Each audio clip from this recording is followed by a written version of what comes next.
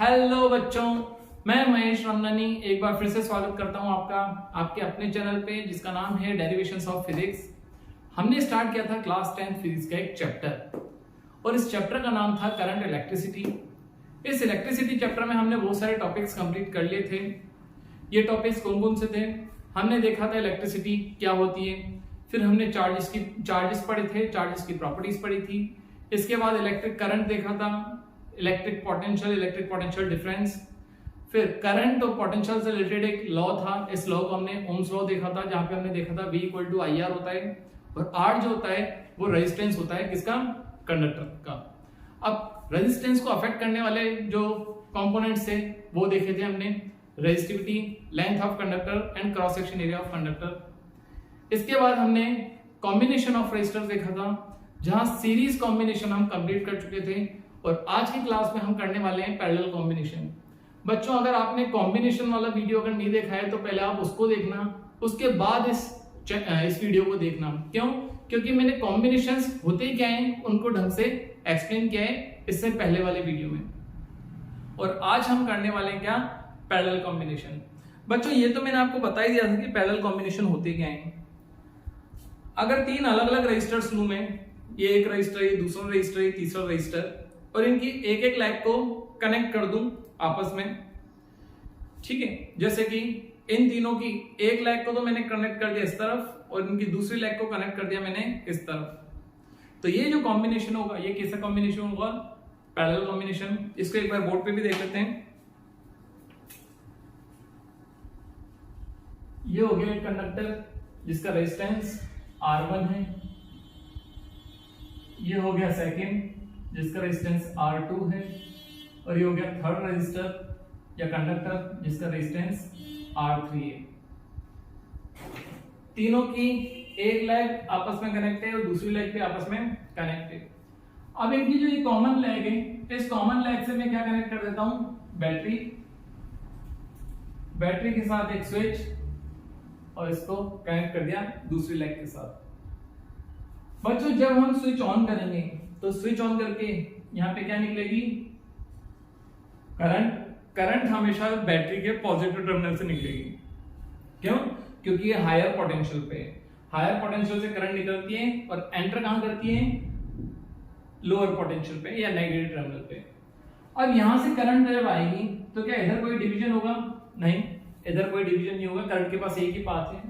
यहां करंट का डिवीजन होगा? नहीं, यहां पे भी करंट के पास एक पाथ है। बट बच्चों, अब मैं यहां की बात करूं तो यह आ चुका है जंक्शन। इसको क्या बोलेंगे? जंक्शन। जंक्शन नॉर्मली जहां पे दो से ज्यादा जगह जा सकते हैं।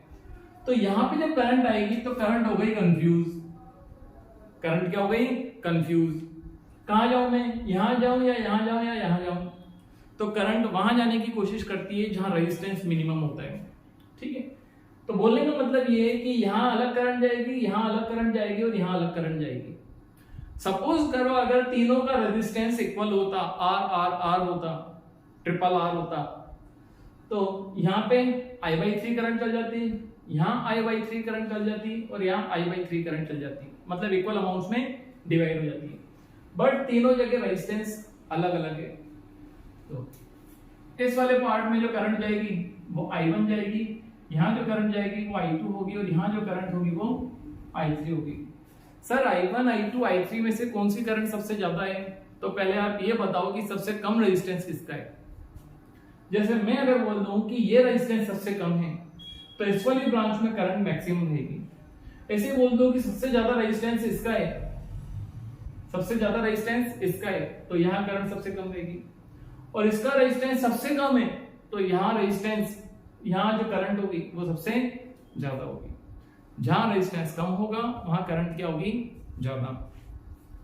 अब एक बात बताओ बच्चों, ये तीनों पैरेलल कॉम्बिनेशन में कौन सी चीज सेम रहती है?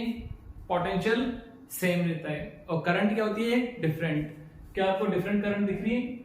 हाँ, डिफरेंट करंट है। बट पोटेंशियल ड्रॉप तीनों जगह क्या होगा? सेम। और वो पोटेंशियल ड्रॉप होगा भी कितना? जितना हम बैटरी को देंगे। हमारे घर में होता क्या है बच्चों? अलग अलग डिवाइसेस लगी होती हैं, फैन भी लगा होता है, ट्यूबलाइट भी लगी होती है, वॉशिंग मशीन, रेफ्रिजरेटर, AC, ये सब लगे होते हैं। तो हमारे घर पे पोटेंशियल डिफरेंस कितना आता है? हमारे घर पे पोटेंशियल डिफरेंस आता है 220। तो बताओ फैन को कितना मिलता होगा? बिना सोचे समझे 220 बोल दो। क्यों? क्योंकि हमारे घर जो कॉम्बिनेशन होता है वो पैरेलल कॉम्बिनेशन होता है। ऐसे ही ट्यूबलाइट को कितना पोटेंशियल मिलता होगा? ट्यूबलाइट को भी पोटेंशियल डिफरेंस 220 मिलता होगा। एसी को, रेफ्रिजरेटर को, या जितनी भी डिवाइसेस आप अपने घर पे यूज कर रहे हो सबको पोटेंशियल डिफरेंस 220 ही मिलता है। ऑब्वियसली करंट सब में अलग अलग होगी, ठीक है। अब यहां सब जगह करंट अगर अलग अलग हैं तो इन करंट्स को फाइंड आउट कर लेते हैं। करंट I1 कितनी होगी? चलो सबसे पहले ओम्स लॉ देखते हैं। ओम्स लॉ क्या होता है? V = IR। अब सर R कौन सा लेंगे? R लेंगे इस पूरे सर्किट का रेजिस्टेंस। पूरे सर्किट का रेजिस्टेंस हम मान लेते हैं RP है। RP ही क्यों बोला सर? RP इसलिए बोला है क्योंकि ये पैरेलल में कनेक्ट हैं। पैरेलल में कनेक्ट होकर के एक मिक्स्ड इफेक्ट देंगे। ओके, तो टोटल करंट तो I हो गई, ठीक है। तो I करंट किन का सम होगा? इन तीनों करंट्स का सम होगा। तो हम I1, I2 और I3 फाइंड आउट करते हैं। I1 ये कितना होगा? तो I1 अगर हम बोले ये होगा V/R1। V/R1 आप देख लो, I अगर निकालना है तो V के डिवाइड में R को ले जाना पड़ेगा। V/R1, क्योंकि यहां पे भी पोटेंशियल डिफरेंस 220 रहेगा, यहां भी 220, यहां भी 220। अगर ये घर पे जोड़े लगे होते तो ये बैटरी से लगे हुए हैं जो कि V वोल्ट की है, इसलिए यहां भी V वोल्ट, यहां भी V वोल्ट, यहां भी V वोल्ट। सिमिलरली I2 कितना होगा? ये होगा V/R2। और I3 कितना होगा? I3 होगा V/R3। टोटल करंट कितनी हो गई? टोटल करंट हो गई I1 plus I2 plus I3। यहां से अगर हम I की वैल्यू देखें तो कितनी आएगी? V/RP आएगी। तो I की जगह पुट कर देते हैं V/RP। यहां I1 की जगह पुट करते हैं V/R1, यहां V/R2 और यहां V/R3।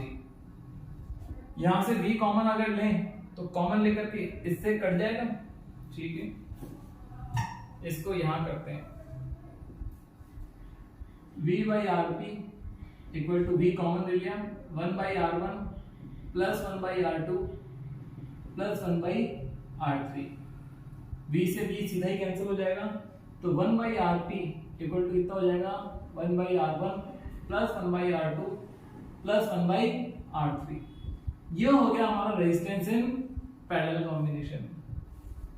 इसको अगर थोड़ा और सॉल्व करना हो तो थोड़ा और सॉल्व करके एलसीएम ले लेते हैं हम। एलसीएम आ जाएगा हमारा R1 R2 R3। R1 से R1 जाएगा, बचेगा R2 R3। R2 R3 plus R3 R1 plus R1 R3। Reciprocal कर देंगे तो RP हो जाएगा R1 R2 R3 upon R1 R2 plus R2 R3 plus R3 R1। Sir कितने फॉर्मूले याद रखेंगे? मैं तो आपको बोल रहा हूं कि बच्चों फॉर्मूला एक यही याद रखो, ठीक है। तो पैरेलल कॉम्बिनेशन में रेजिस्टेंस आपको दिख ही रहा है, इक्विवेलेंट रेजिस्टेंस ये होगा। अब पैरेलल कॉम्बिनेशन करने से सर्किट का जो रेजिस्टेंस होता है वो क्या हो जाता है? डिक्रीज हो जाता है। सर एग्जांपल देके दिखाओ। चलो एग्जांपल भी देख लेते हैं।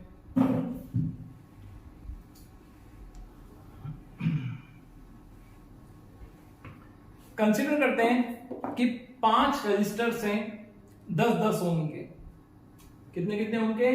10-10 ओम के 5 रजिस्टर्स हैं। इन सबको अगर सीरीज में कनेक्ट करते हैं तो सीरीज में तो आप सीधा ही प्लस कर दो, सर्किट का रेजिस्टेंस हो जाता है 50 ओम। बट इनको पैरेलल में कनेक्ट कर रहे हैं तो इक्विवेलेंट रेजिस्टेंस हम कैसे निकालेंगे? 1/10 plus 1/10 plus 1/10 plus 1/10 plus 1/10। 5 times है इसलिए 5/10। ये 1/RP की वैल्यू आई है बच्चों। रेसिप्रोकल अगर करेंगे तो RP हो जाएगा हमारा 10/5 और इसको अगर सॉल्व करेंगे तो कितना हो जाएगा? 2 ओम। तो देखो कितनी हाई वैल्यू के रेजिस्टर्स थे, बट इनको जब हमने पैरेलल में कनेक्ट किया तो हमारा सर्किट का रेजिस्टेंस कितना हो गया, ओनली 2 ओम। इसको आप डायरेक्ट भी निकाल सकते थे, बट डायरेक्ट आप तभी निकाल सकते हो जब सारे रेजिस्टेंस इक्वल वैल्यू के हो। डायरेक्ट कैसे निकाल सकते थे, जितना रेजिस्टेंस है वो लिख दो, रेजिस्टेंस कितना है सबका 10 है ना, 10 लिख दो, डिवाइड में कितने रेजिस्टर्स थे, रेजिस्टर्स टोटल 5 थे, 5। ऐसे ही सबका रेजिस्टेंस मान लो अगर R होता, R रेजिस्टर्स होते बहुत सारे और उनका इक्विवेलेंट अगर निकालना होता तो सीधा आप क्या कर दो, n का डिवाइड कर दो। n क्या है, नंबर ऑफ रेजिस्टर्स, 2 3 4 5। बट ये फॉर्मूला कब लगेगा, जब सारे रेजिस्टर्स इक्वल वैल्यू के हो और सब किस में लगे हो, पैरेलल में। ठीक है, अच्छा सब सीरीज में होते तो, ये सारे सीरीज में होते तो, या फिर n रजिस्टर्स जिनकी वैल्यू r होती वो सब सीरीज में होते तो, सीरीज के लिए आप कर दो nr। पैरेलल कॉम्बिनेशन में जब आपको इक्विवेलेंट निकालना हो तब आप n का डिवाइड करो, ठीक है, और सीरीज में अगर निकालना हो तो आप n का क्या करो, मल्टीप्लाई। सीरीज में n मल्टीप्लाई हो जाएगा, पैरेलल में n क्या हो जाएगा, डिवाइड। सर क्या ये करना जरूरी है?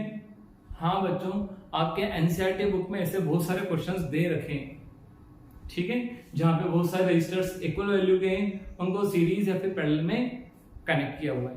ठीक है, तो बच्चों आज हमने किया parallel combination, series combination last lecture में हो चुका था, आज हमने कंप्लीट कर लिया पैरेलल कॉम्बिनेशन। और इस चैप्टर में अब अगला जो टॉपिक बचा हुआ है वो हमारा टॉपिक है heating effect of electric current.